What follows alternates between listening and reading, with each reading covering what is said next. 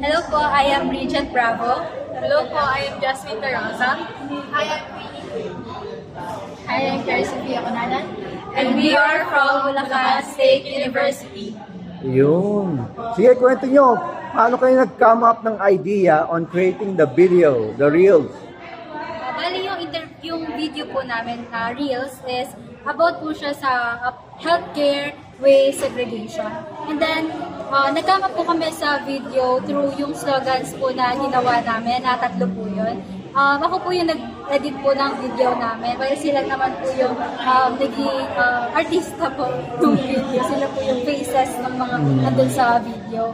And doon po sa first part po ng video namin is pinakita po namin yung dalawang segregation po ng basura. And gusto po namin i-represent po yun na as a proper waste disposal po.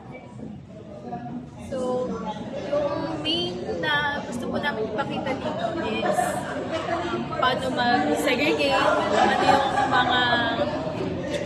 mga matututunan, gano'n. Ayun po, yung process po niya medyo mabilisan po, so nakaka-pressure.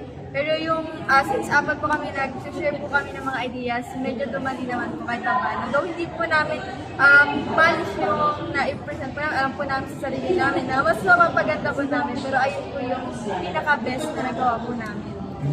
And hopefully po, as kami yung youth na gumanap din sa video na yan, hopefully maka-encourage kami, maka-influence kami ng mga kagaya namin na kabataan para yung waste segregation ng hospital waste, ma-influence namin ng tama. Yun. And sabi nila, i-upload nyo daw. Sana maraming views, di ba? Para, yes. So, one last thing, let's do a shout out. Yung kanina sinigaw namin, kanina sa loob, on the count of 3, sigaw kayo ng, "What's up, Pilipinas? Let's mobilize and ignite." Yay! Sa dulo, yay! Ganon. Kaya?